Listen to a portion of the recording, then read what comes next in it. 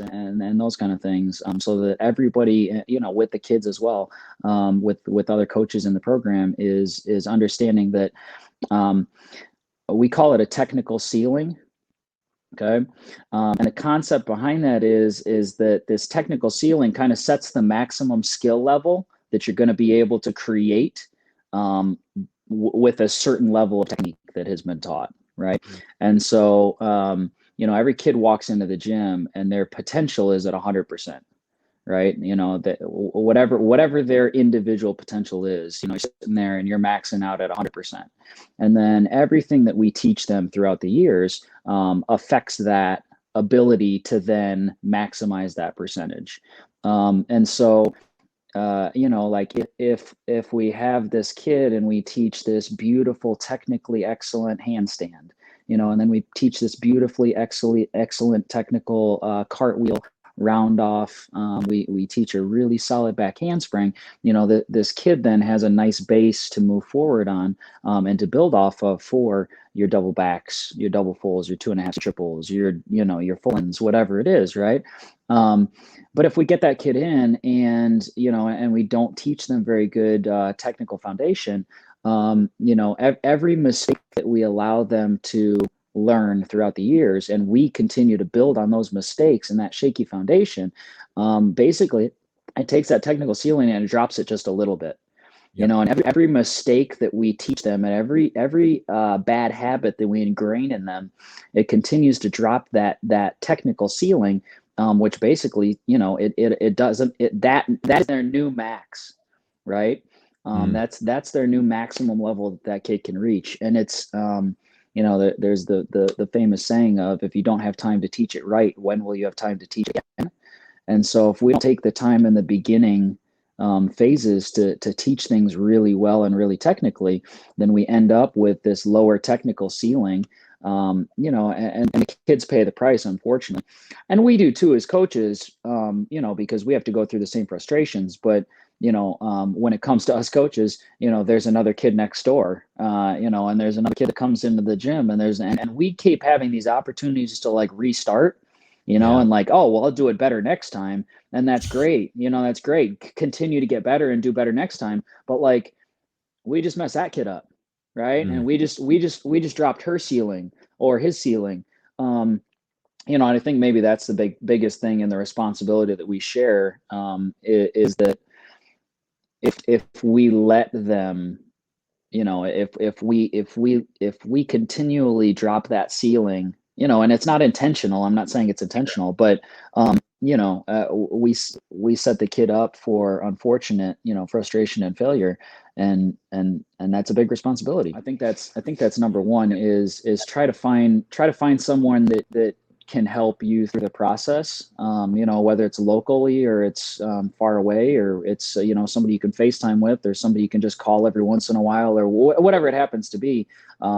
If it's a subscription service, I don't know. I mean, maybe there's some really great options out there. There's a whole bunch of things on, Instagram that you can follow for free.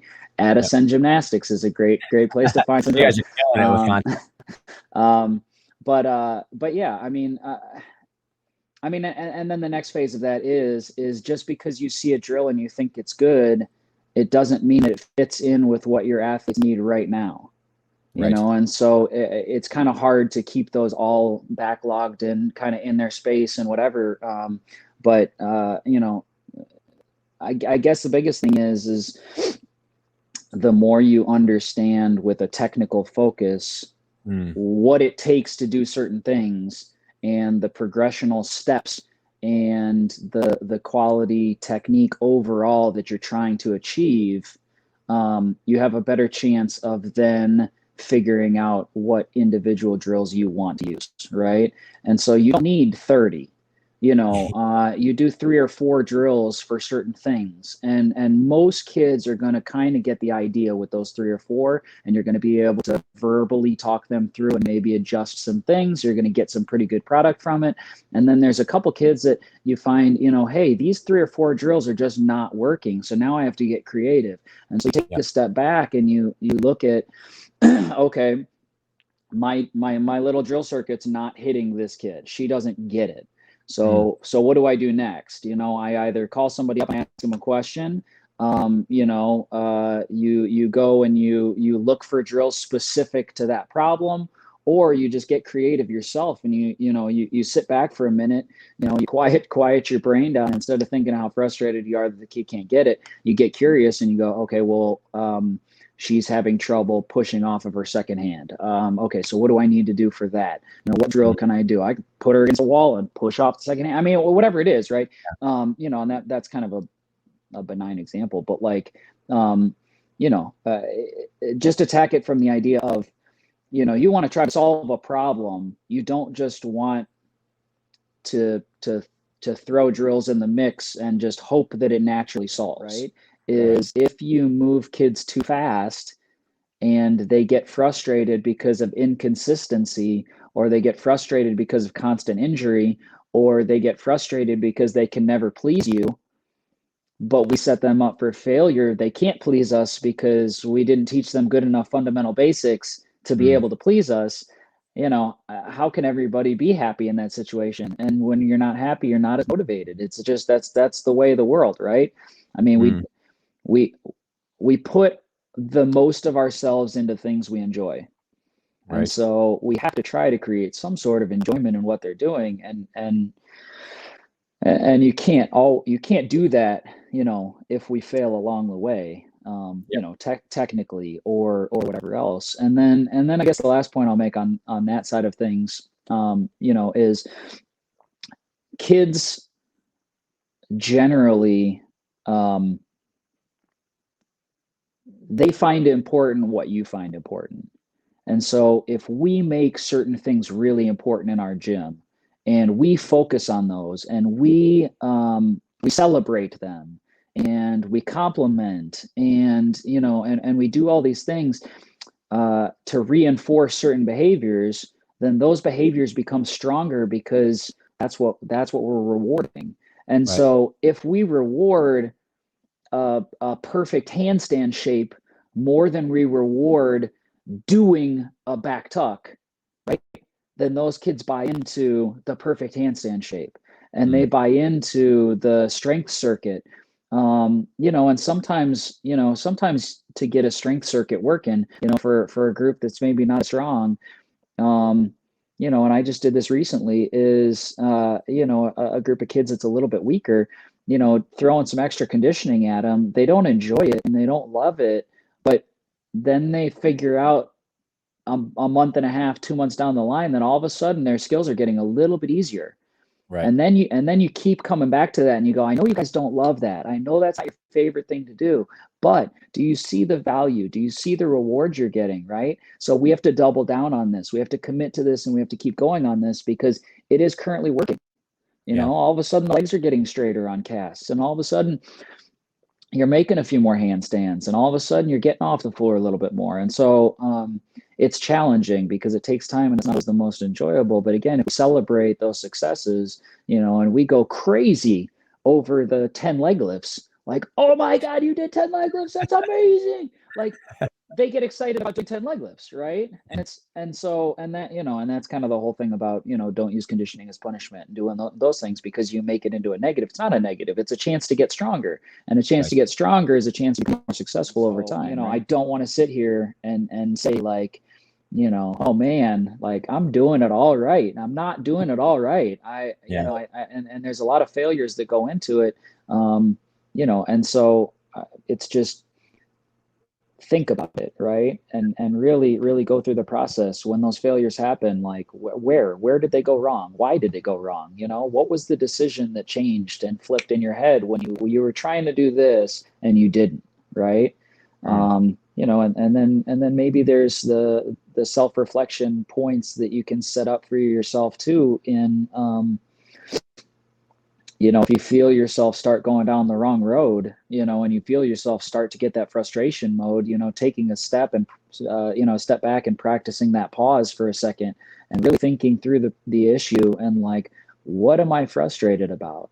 And like most often I find that like it's less frustration with the athletes and it's more frustration with yourself, right? And it's frustration that like the athletes aren't hitting because you didn't do something right.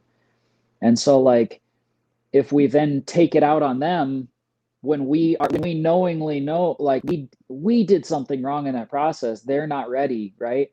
And so that's us, that's our problem. And so I mean, so we got to keep it to ourselves, and we got to work through the process ourselves, and we need to not try to sling them along into it. Teaching those things really strong at the beginning, and the concept of if you don't have time to teach it right the first time, when will you have time to teach it again? And so like there's some of that where like, you're rushing, and you're trying to teach all these things to the younger kids because the earlier they can get there, the more time they have to mature at them. And that may or may not be true, and that might work for some kids, but there's a lot of kids where they mature into their bad habits, and their bad habits get mature, right? Rather than like getting a higher skill level out of it. And so like going a little bit slower in the process and teaching those, taking more time is not such a bad thing, right? And you from a medical side can speak to this probably more than I can, but I guess, and I've used this example a few times before in my conversations, but like, let's talk about a car, right? If I buy a brand new car, I would drive down to Mexico and back 5 times, and I wouldn't worry about my car. I wouldn't worry about my mileage. I wouldn't worry about it at all, right? Yeah. But when I got 200,000 on the odometer, I don't even want to drive to the grocery store anymore. You know what I mean? Because I'm not even sure if I'm going to get back. Yeah. And so like when I get to 200,000, I could buy a new car. But when I get that mileage accumulated on an athlete, I cannot buy another one, right? Yep. You can't buy another body. You can't buy another physical form. And so I guess that's the point of the conversation, right?